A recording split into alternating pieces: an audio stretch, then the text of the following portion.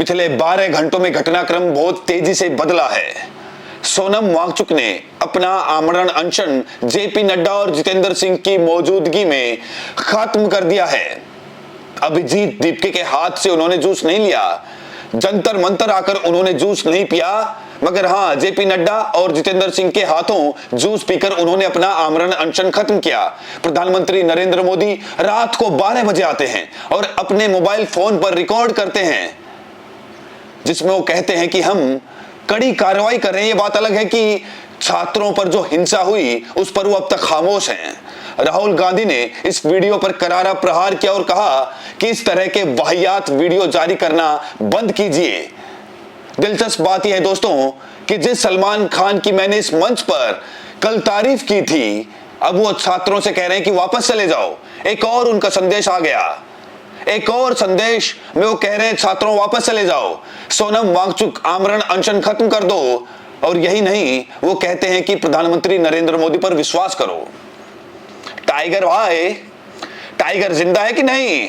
Number 1। Number 2, जो प्रधानमंत्री इस बात को मानने को तैयार नहीं है कि जंतर मंतर में किस तरह से पुलिस वालों ने जुल्म किया छात्रों पर, अब आप कह रहे हैं कि प्रधानमंत्री पर विश्वास करो। प्रधानमंत्री उसे स्वीकार करने को तैयार नहीं है। आखिर आपको ऐसा कौन सा कॉल आया प्रधानमंत्री कार्यालय की तरफ से सलमान खान कि आपने अपने तेवर बदल दिए? इंतजार कीजिए दोस्तों, मैं आपको बताऊंगा कि किस तरह से एडिशनल डीसीपी संदीप लांबा, जिसने एक छात्रा को थप्पड़ मारा था, पत्रकार तनुश्री पांडे ने उन्हें कटघरे में रखा, उसकी हम चर्चा करेंगे। मगर सबसे पहले दोस्तों, छात्रों का यह दर्द भरा गीत, सारी जिंदगी मर मर के जी लिए, एक पल तो हमको जीने दो, जीने दो। मैं उम्मीद करता हूं दोस्तों, इन छात्रों के साथ कोई विश्वासघात नहीं करेगा।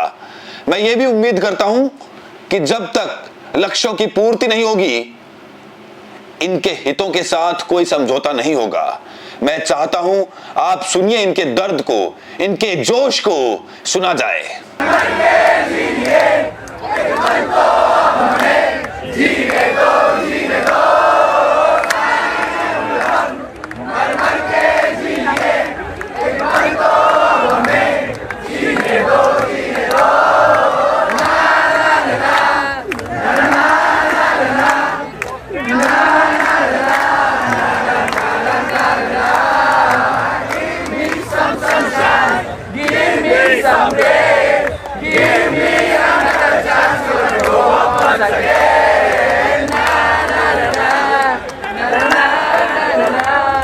सबसे बड़ी बात दोस्तों, ये बहुत जरूरी हो जाता है कि न्याय हो। जिन पुलिस वालों ने जुल्म किया है उन्हें कटघरे में रखा जाए। 10 साल के बच्चे को किस पुलिस वाले ने थप्पड़ मारा, उस पर कार्रवाई हो।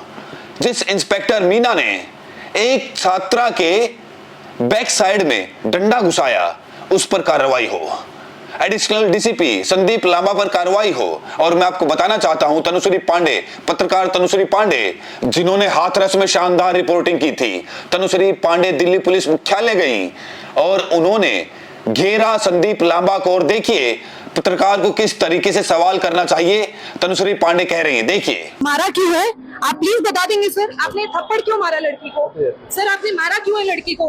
आपने हाथ कैसे उठाया सर, ये तो बताइए। उसने तो कुछ नहीं बोला था। और आप लोग मेटा के क्लासेस लगाने, सर आपने थप्पड़ कैसे मारा? नहीं सर, नहीं काम करने दीजिए। लड़की को मारा है, विजुअल्स है। सर आपने लड़की को थप्पड़ कैसे मारा? लड़की पे कैसे हाथ उठाया? संदीप सर आपने कैसे हाथ उठाया लड़की पे? सर लड़की पे कैसे हाथ उठाया, प्लीज बताइए ना सर। सर हम लोग जर्नलिस्ट है, हमारा पूछना हक है। संदीप जी, संदीप सर, नहीं ये गलत बात है सर। आप मुझे भी मार दीजिए फिर। सर मारिए, मुझे भी मारिए। संदीप सर मारिए ना। आपने हाथ कैसे उठाया? उसके बाद आप पे एक्शन भी नहीं हुआ, आप गाड़ियों में घूम रहे हैं। आप करिए सर, आप जिसको भी फोन करेंगे आज, आपने हाथ कैसे उठाया सर लड़की पे? सर ऑर्डर्स थे आप लोगों के पास मारने के फीमेल प्रोटेस्टर्स को? ऑर्डर्स थे आपके पास? हाँ संदीप सर हाथ उठाया कैसे? बहरहाल जो बाकी घटनाक्रम चल रहा है दोस्तों, उस पर भी निगाह डालना बहुत जरूरी है। सबसे पहले मैं आपको बताना चाहता हूं, जैसे ही सोनम वांगचुक के आमरण अनशन के खात्मे का ऐलान हुआ, किस तरह की प्रतिक्रिया जंतर मंतर पर छात्रों ने ली, आइए देखते हैं।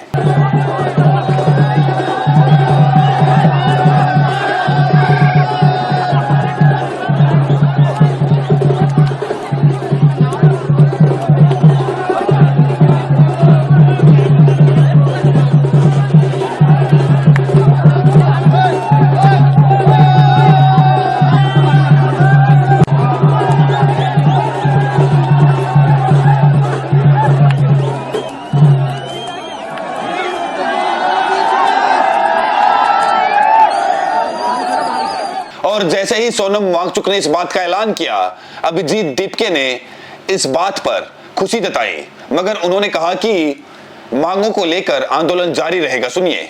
हेलो एवरीवन, सोनम सर ने अपना हंगर स्ट्राइक तोड़ दिया है, तो इससे हमें बहुत ही खुशी और राहत मिली है, क्योंकि सोनम सर की जो लाइफ है वो इस देश के लिए बहुत ज्यादा कीमती है। कॉकरोच जनता पार्टी का जो प्रोटेस्ट है जंतर मंतर पर, वो वैसे ही चलता रहेगा जब तक धर्मेंद्र प्रधान इस्तीफा नहीं देते।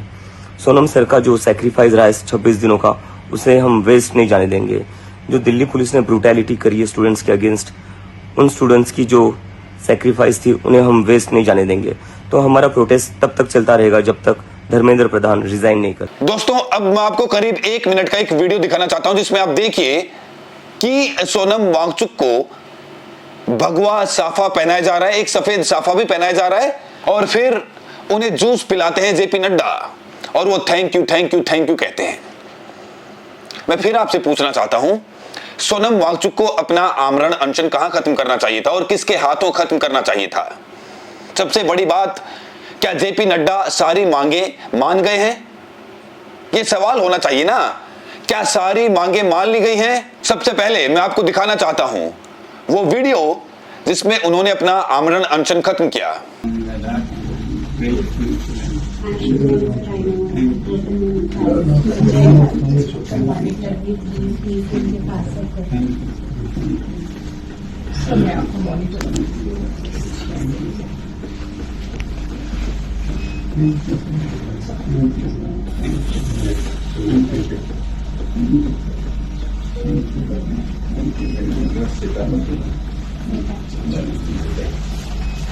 And Gitanji, you have always been very kind and support, and I don't want to thank you, but to express my feelings this way.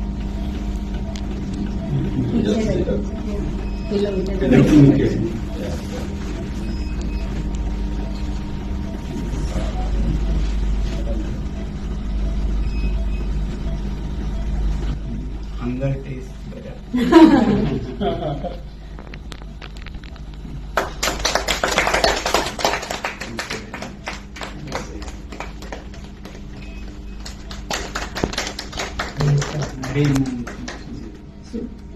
Want to have some milk also? No, please, one minute.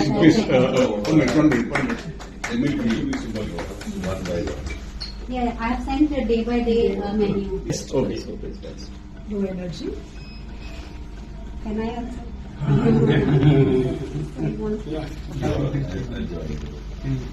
Thank you, sir. Thank you. After 26 days, this tastes very good, but hunger doesn't taste bad either. To some people, no?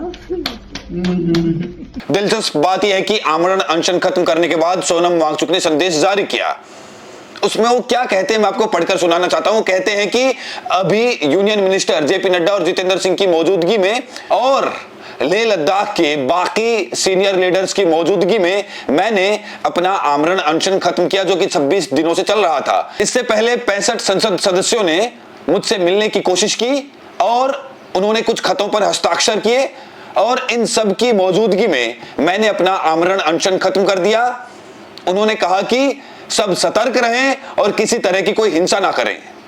Sonam Wangchuck के आमरण अनशन खत्म करने के बाद अचानक प्रधानमंत्री नरेंद्र मोदी रात 1:27 पर यह बयान जारी करते हैं। मैं सोनम जी से आग्रह करता हूं कि वे डॉक्टरों की सलाह के अनुसार अपनी दिनचर्या रखें और जल्द से जल्द अपना पुराना वजन फिर से प्राप्त करें। मैं प्रभु से प्रार्थना करता हूं कि सोनम जी स्वस्थ रहें। ये वही सोनम जी है मोदी जी जिन्हें आपने महीनों जेल में रखा था, भूल गए? मैं आपसे एक सवाल पूछना चाहता हूं। इन तस्वीरों में आप देख सकते हैं कि जेपी नड्डा मौजूद हैं सोनम वांगचुक के साथ, मगर जब सांसद आए थे उनसे मिलने, जब इंडिया गठबंधन के सांसद उनसे मिलने आए थे, तो उनको घुसने क्यों नहीं दिया गया? सोनम वांगचुक वो तस्वीर तो जरूर डाल रहे हैं जिसमें आप संजय सिंह को देख रहे हैं। बड़ा प्रसन्न। जब जेपी नड्डा मिल सकते थे उनसे, तो संजय सिंह, इंडिया गठबंधन के बाकी सांसद क्यों नहीं? क्योंकि सोनम वांगचुक ने इस ऐलान के साथ ये तस्वीर भी जारी की जिसमें आप जेपी नड्डा को देख रहे हैं, जितेंद्र सिंह को देख रहे हैं, मगर संजय सिंह और जो बाकी सांसद हैं इंडिया गठबंधन के, वो बाहर सड़क पर बैठे हैं। ये तमाम मुद्दे हैं दोस्तों जिस पर चर्चा की जानी चाहिए। बहरहाल टाइगर जिसके बारे में हम सोच रहे थे कि वो जिंदा है, उन्होंने एक बयान जारी किया है। साहब, ऐसा लगता है कि टाइगर पलट गए हैं। हम तो सोच रहे थे कि टाइगर जिंदा है। कल उन्होंने छात्रों के साथ जो हिंसा हुई थी उस पर एक बहुत ही शानदार संदेश दिया, मगर अब वो कह रहे हैं कि प्रधानमंत्री पर विश्वास करें। मैं जानना चाहता हूं, समझना चाहता हूं, 5-6 घंटे में ऐसा क्या हो गया कि अचानक सलमान खान को प्रधानमंत्री पर विश्वास हो गया? कहीं ऐसा तो नहीं सलमान कि आपकी आने वाली फिल्म पर पाबंदी लगा दी जाएगी, ऐसी कोई आपको धमकी दी गई हो? गौर कीजिए किस तरह से सलमान खान नरम पड़ गए हैं आपकी स्क्रीन पर। छात्र हमारी सबसे बड़ी प्राथमिकता है, चाहे उनकी पढ़ाई की बात हो या उनकी सुरक्षा की। इसलिए छात्रों को परेशान होने की जरूरत नहीं है और ना ही अपने माता पिता को चिंता में डालने की। माननीय प्रधानमंत्री ने भी ट्वीट किया है और मुझे पूरा भरोसा है कि इस पेपर लीक के लिए जो भी लोग जिम्मेदार हैं उनके खिलाफ सख्त कार्रवाई होगी। इसलिए सभी छात्र कृपया अपने माता पिता के पास अपने घर लौट जाएं। सोनम भाई, अब हो गया, इसे और मत खींचो। इस जज्बे को किसी और दिन के लिए बचा कर रखो। अगर जरूरत पड़ी तो, हालांकि मुझे नहीं लगता कि पड़ेगी, आप कुछ खा लो। अगर चाहो तो मैं घर से तुम्हारे लिए खाना भिजवा दूंगा। मैं एक बात समझना चाहता हूं, सलमान खान प्रधानमंत्री नरेंद्र मोदी के जिस संदेश का हवाला दे रहे हैं, जिस ट्वीट का हवाला दे रहे हैं कि छात्रों के साथ इंसाफ की कोई बात की जा रही है, उसमें मैंने अभी आपको तनुश्री पांडे ने जिस तरीके से डीसीपी लांबा को घेरा वो वीडियो आपको दिखाया, क्योंकि कोई जवाबदेही नहीं है। सलमान खान कल इनके साथ सहानुभूति जता रहे थे लेकिन आज पूरी तरह से पलट गए। ये बात समझने वाली है कि क्या अदृश्य दबाव होता है जिसके चलते हमारे सितारे पलट जाते हैं। यही हाल प्रीति जिंटा के साथ हुआ था। प्रीति जिंटा ने पहले छात्रों के पक्ष में बहुत कुछ बोला, फिर अचानक कह दिया नहीं साहब, सरकार पर विश्वास करना चाहिए। यही बात अब सलमान खान भी कर रहे हैं। बहरहाल कल रात जो प्रधानमंत्री नरेंद्र मोदी ने संदेश जारी किया है, जानते हैं आप, वो रात को करीब 12 बजे ये वीडियो जारी करते हैं, अपने फोन पर रिकॉर्ड करते हैं और बार बार मसौदा को मसद्दा कह रहे होते हैं। मैं चाहता हूं प्रधानमंत्री का करीब 2.5 मिनट का संदेश था, मगर मैं उससे 1 मिनट निकाल कर ला रहा हूं। उस संदेश के आखिरी 1 मिनट आप सुनिए। मैंने आज फास्ट ट्रैक कोर्ट के लिए विभागों को निर्देश दिए थे। आज विभागों ने लगातार मेहनत करके देर रात मुझे मुसद्दा भी दे दिया। फास्ट ट्रैक कोर्ट और कठोर सजा के प्रावधान के साथ का ये मुसद्दा कल कैबिनेट में चर्चा होगी।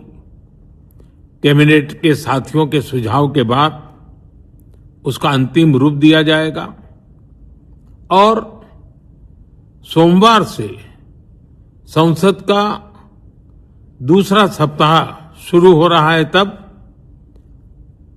जल्द से जल्द उस बिल को सदन में पारित कराने का प्रयास किया जाएगा। राहुल गांधी ने इस पर करारा प्रहार किया है। गौर फरमाए राहुल गांधी क्या कह रहे हैं। राहुल गांधी कहते हैं कि mister Modi, our students are demanding Dharmendra Pradhan's resignation. Don't insult their intelligence with this pathetic midnight video. Number 1, sack Pradhan. Number 2, punish those who beat students. Number 3, apologise. Rahul Gandhi किसी तरह से कोई नरमी नहीं दिखा रहे। वो कह रहे हैं कि इस तरह का वाहियात वीडियो जारी मत कीजिए। नंबर 1, धर्मेंद्र प्रधान का इस्तीफा लीजिए। नंबर 2, जिन पुलिस वालों ने छात्रों को पीटा उन पर कार्रवाई कीजिए। और नंबर 3, माफी मांगिए। यही नहीं, आम आदमी पार्टी सांसद संजय सिंह ने भी इस पर ताना कसा है। संजय सिंह क्या कह रहे हैं, गौर फरमाइए। अरे सर, आ गए आप, आपका टाइम तो 8 बजे का रहता है, आप तो आज 12 बजे प्रकट हुए महाराज। अच्छा, आपको मुसद्दा भी मिल गया। मैंने तो सोचा आपको मसौदा मिला होगा। कोई बात नहीं, ये फास्ट ट्रैक कोर्ट की नौटंकी आप ना करें। कोर्ट के सामने आपकी सीबीआई सबूत ही नहीं रखेगी तो कोर्ट क्या करेगी। आज ही आपकी सीबीआई ने कहा पेपर लीक में पकड़े गए संजीव मुखिया के खिलाफ कोई सबूत नहीं है। 2024 पेपर लीक में तो आपकी सीबीआई ने 90 दिन तक चार्जशीट ही दाखिल नहीं की और सारे पेपर चोर छूट गए। यहां पर वाजिब मुद्दा उठाया जा रहा है दोस्तों। जिस फास्ट ट्रैक कोर्ट की बात की जा रही है, जाहिर सी बात है उसकी विश्वसनीयता पर सवाल है, खास तौर से सीबीआई के तेवर, चाहे वो संजीव मुखिया को लेकर हो या फिर सबूतों को ना पेश करने को लेकर। और अब सरकार से बातचीत, आखिरकार सरकार झुक गई है। सरकार अब बातचीत करेगी कॉन्स्टिट्यूशन क्लब में, क्योंकि इससे पहले क्या था, जेपी नड्डा वो कहते हैं कि मेरे घर पहुंचो, और आपको याद होगा 20 जुलाई को जब सौरभ दास और आशुतोष रांका पहुंचे थे तो क्या हुआ था। जब पहुंचे थे तब आपको याद होगा कि अपने घर पर 4 घंटे तक बिठाकर रखा गया। सुनिए सौरभ दास क्या कहते हैं। Absolutely. See, our time is very precious and so is theirs. However, there should be mutual respect for everybody. Last time we were almost illegally detained at JP Nadda's house for 4 hours for a 10 to 15 minute long meeting. Our phones were taken away initially. Later on when we said that, we will stage a dharna if we are not given our phone, if we are not allowed to communicate with the outside world, where a brutal crackdown was happening by the Delhi police, that is when they allowed it inside also.